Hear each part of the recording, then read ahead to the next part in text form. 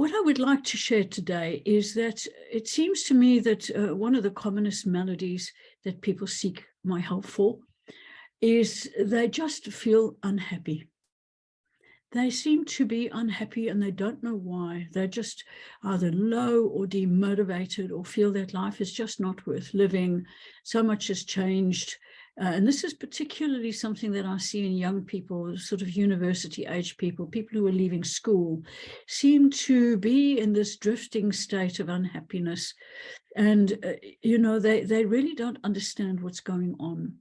They come and see me. And what I do when somebody is unhappy is I always ask them about their story. I always say to them, when did your unhappiness begin? Have you always been this way? Now, some people will say, well, I've always been unhappy since I was a child.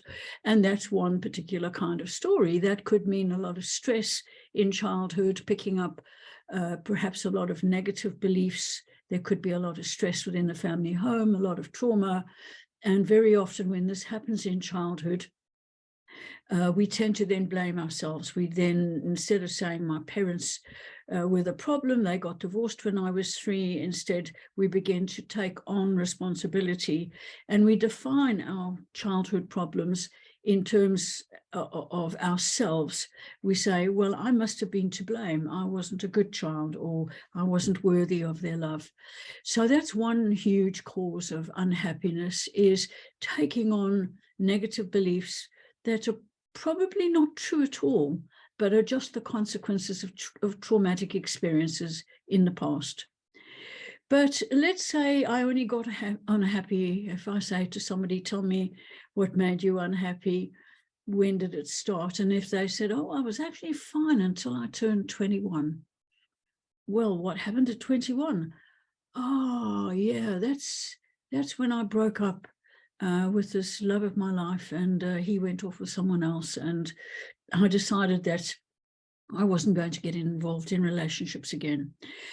So you see, that kind of unhappiness is very often 10 years later due to the fact that you haven't really resolved the hurt, the pain, and the grief of that loss. So many people are unhappy because they have an unresolved, unprocessed situation that was very painful at the time, but they weren't able to get support for it. So there's a range of things that make people unhappy. There are things that are going just on the planet itself. There are many things that are happening right now that make life seem unpredictable and precarious and potentially quite threatening. And so people are walking around in a state of anxiety and fear, and you can't really be happy when your nervous system is switched on either.